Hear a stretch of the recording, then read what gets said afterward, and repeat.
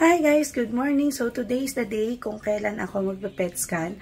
At sa vlog na ito, samahan niyo ako. And magbibihis na ako kasi 1 o'clock yung schedule ko sa NKTI. Pero nag-fasting na ako simula 5 o'clock. If you're interested, keep on watching.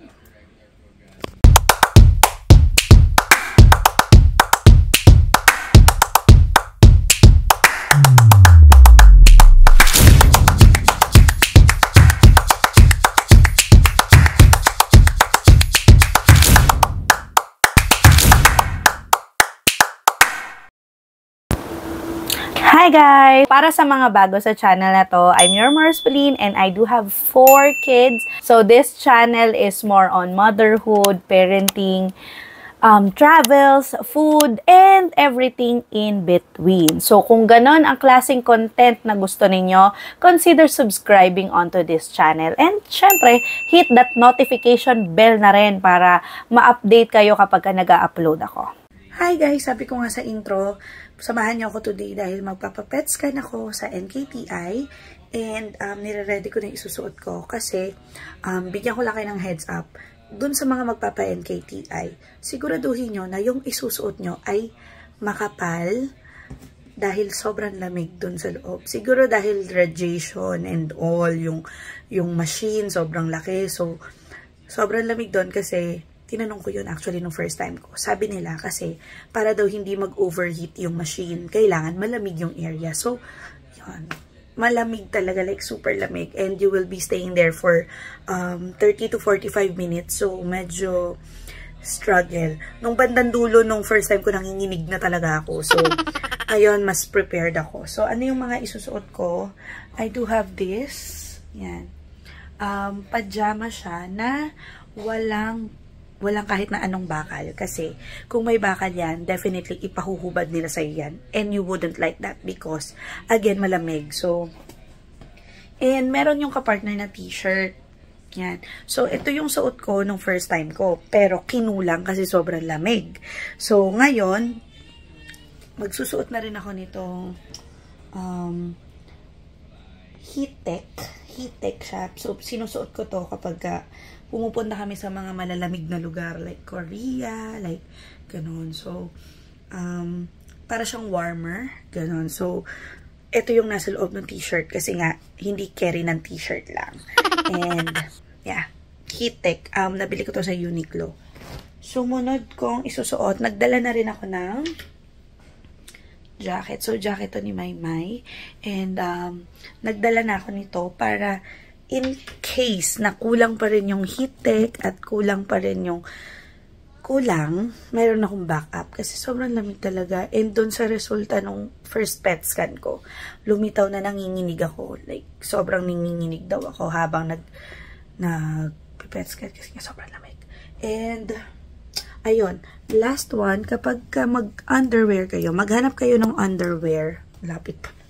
Maghanap kayo ng underwear na halos walang bakal.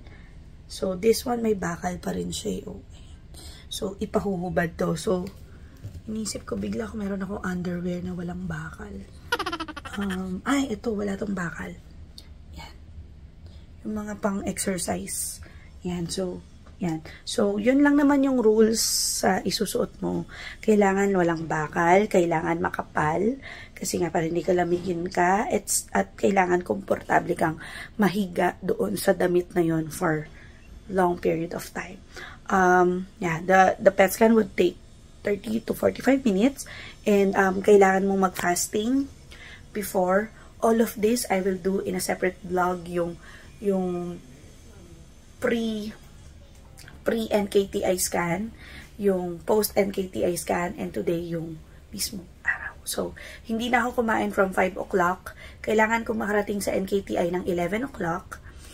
Dahil sasaksakan pa nila ako ng dye and all. So, mamaya makikita niyo yun. And, my procedure will take ng around 1 o'clock daw.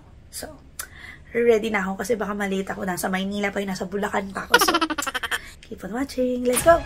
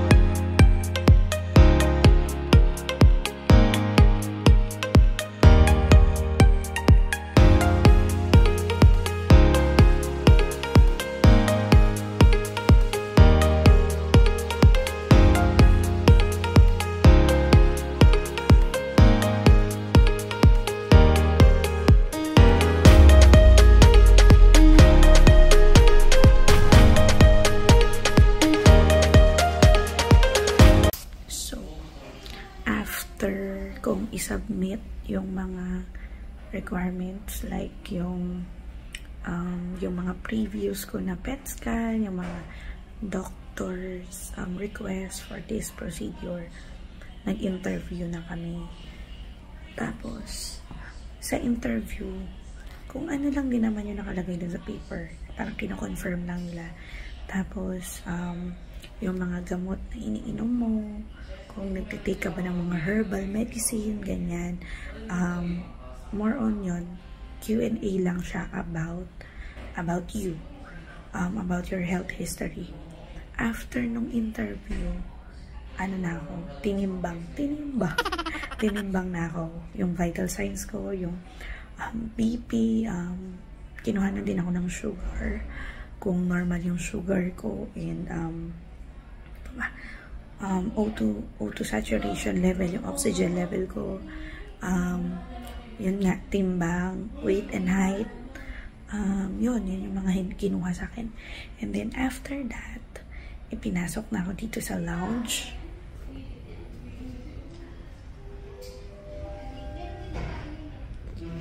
Pinasok na ako dito para malagyan ng IV line. So, ang likod ko kasi kaya yun ako.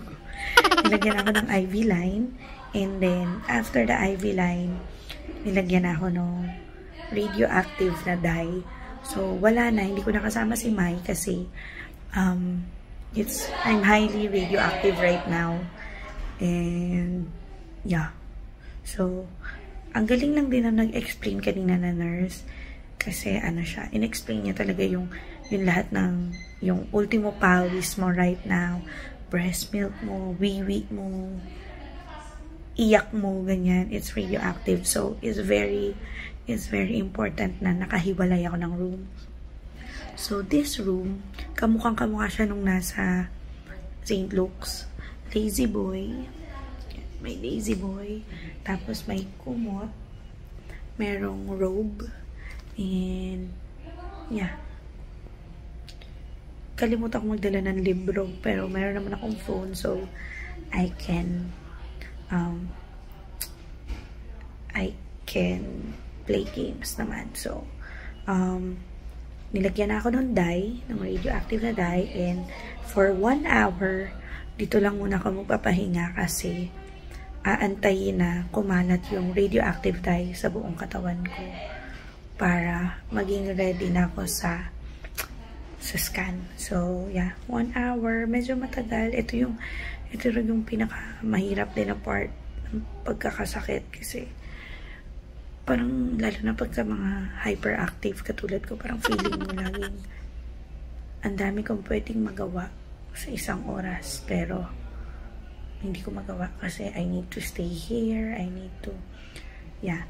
Yung dye, kung tatanungin niyo ko kung anong pakiramdam, wala naman, for me wala naman, pero medyo masakit na yung ulo ko. Tsaka nanlalata na ako kasi nga, gutom na ako. Huli kong kain kanina pang kagabi pa na 9 o'clock. So, medyo drained na ang aking energy. Pero, yeah, kapit lang sa 1 hour. And then, after an hour, papasok na ako sa spaceship. So, pahinga muna ako.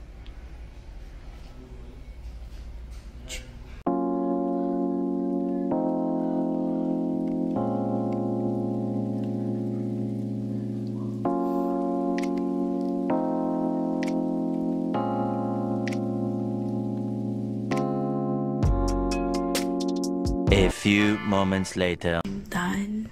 Pagod ako. Sakit ng braso ko kasi 45 minutes kang nakataas yung kamay. So, bawal ka rin gumalaw. Medyo may part na ayaw mo yung claustrophobic ka. So, feeling mo nahirapan ka lang huminga. Pero, you need to keep calm kasi pagka gumalaw ka, ulit ka from the start. So, nanlata ako, pero ang good news, pwede na akong kumain. So, bibihis lang ako, mag-aayos lang ako, and lalabas na kami.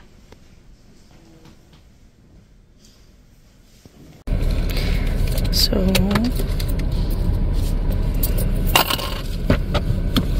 Hindi ko alam bakit laging pineapple juice ang pinaiinom.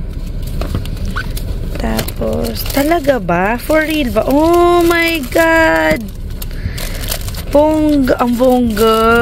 Ang bongga nila. Ang bongga nila doon. Quakers, water. In fairness. Alam mo bang lalaiting ko pa sila dapat kasi wala silang food na binigay sa akin. Sa St. Luke's kasi kako, may binigay sila anak na pineapple juice. Ang binigay nila sa akin nun, pineapple juice, saging, tsaka sandwich na, yung sandwich, yung parang binigay sa atin ni mamang. So, sabi ko, sana may paganon man lang sila, pang pampalubag-loob ba. Pero, oh my God, for the Starbucks. Parang ito yung makikinabang. So, siya. Saya ko naman dito. Kaya pala, nung hawak ko siya, binabot sa akin, muntik ko mailaglag. Kasi nga nahihilo-hilo pa ako. Sabi talaga nung nurse, ay, sayang po, ma. Kasi naman, sayang naman pala talaga. Kasi naman pala. My God, after ilang oras ako nag-fasting, bali. Hindi ako maayos kumain.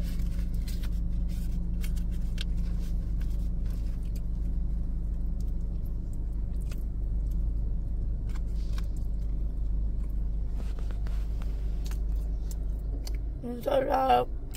Ang sarap. Maiiyak yata ako sa sarap, ma. Kung gutom na gutom ka,